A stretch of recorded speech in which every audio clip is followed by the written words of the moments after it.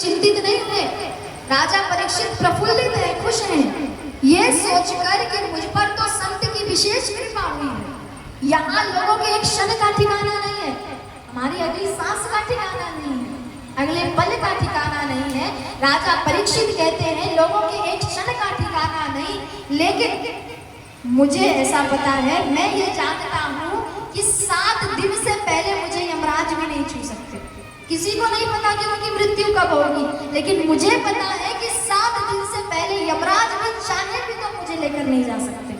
ये संत की कृपा है। हो सकता था कि 7 दिन से पहले ही मेरी मृत्यु हो जाती, लेकिन संत की इतनी कृपा हुई कि उन्होंने 7 दिनों का समय दिया। इसे कहते हैं अच्छे विचार। तो अच्छे सोचने वाले व्यक्ति है ना, वो बुरी बातों में भी अच्छी बात सोच लेते हैं। अच्छे विचार इसे ही तो कहते हैं।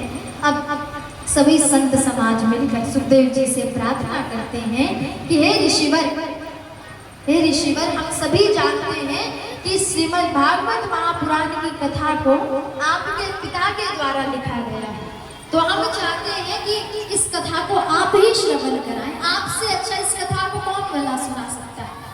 सुखदेव जी तैयार हो गए, यानी सुखदेव जी वक्ता बने, कथा सुनाने वाले, और राजा परीक्षित के सहित अन्य जितने भी संत हैं सब श्रोता बनकर कथा सुनने बैठे। राजा परीक्षित सुखदेव जी के चरणों में दंडवत प्रणाम करते हैं और उन्हें प्रणाम किया, आदर सत्कार किया है और कहते प्रभु सर्वोत्तम, सबसे पहले आप मुझे वो कथा सुनाइए जिसमें हमारे भोले बाबा के विवाह का वर्णन किया गया।